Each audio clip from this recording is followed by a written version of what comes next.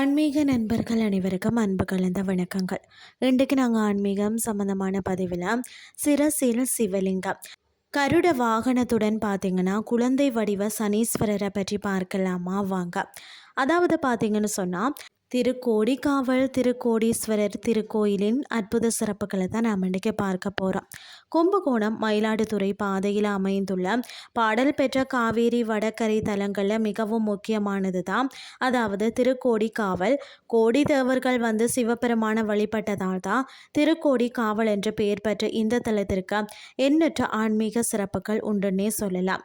திருக்கோடிக்காவல் பால சனீஸ்வரரின் அபூர்வ சிறப்புகளை பொறுத்த வரைக்கும் குழந்தை வடிவில் அதாவது பாலசனி. பொதுவாக சனீஸ்வர பகவான் கம்பீரமாக பெரிய உருவத்தில் காட்சி தருவார் இல்லையா, ஆனால் இங்கு மட்டும் அவர் குழந்தை வடிவத்தில் பாலசனியாக அருள் பாலிக்கிறார். ஒரு குழந்தையின் மென்மையான மனதோடு தம்மை நாடி வரக்கூடிய பக்தர்களின் பாவங்களையும் சனி தோஷங்களையும் வந்து மன்னித்து நன்மைகளை அழைத்தருள்கிறார்.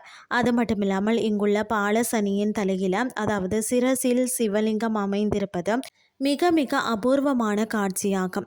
எப்போதும் பரமேஸ்வரனை தன் சிரசில வந்து தாங்கி தியானிக்கும் அமைப்பில் அவர் வந்து காட்சி அளிக்கிறாருன்னே சொல்லலாம். அதாவது சனீஸ்வரருக்கு காகமே வாகனமாக இருக்கும் சூழலில் இந்த தலத்தில் பாலசனி பகவானுக்கு கருட வாகனத்தின் மீது எழுந்தருளி அருள் பாலிக்கிறார்.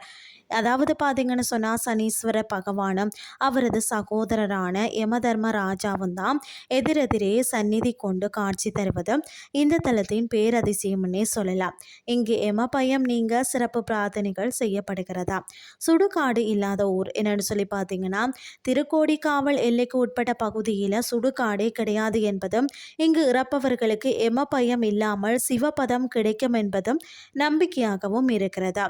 அது மட்டுமில்லாமல் மங்குச்சனி பொங்குச்சனி மரணச்சனி போன்ற 7 சனியின் வந்து பிடியில் இருக்கிறவங்க இங்கு வந்து பாலசனீஸ்வரருக்கு திலகோமமும் தீபமும் ஏற்றி வழிபட கெடுபலன்கள் விலகி நல்வாழ்வு கிடைக்குமா. சனி தோஷங்களால் அவதிப்படக்கூடிய உங்களுடைய நண்பர்களுக்கும் உறவினர்களுக்கும் இந்த பதிவை பகிருங்கள். சனீஸ்வர பகவானின் பரிபூர்ண அருளை பெறுங்கள்னு சொல்லி கூறிக்கொண்டு இன்றைய ஆன்மீகம் சார்ந்த பதிவை நிறைவு செய்து கொள்கிறேன். இதே மாதிரி மற்றும் ஒரு ஆன்மீகம் சார்ந்த பதிவோடு உங்களை சந்திக்கிறேன். நன்றி.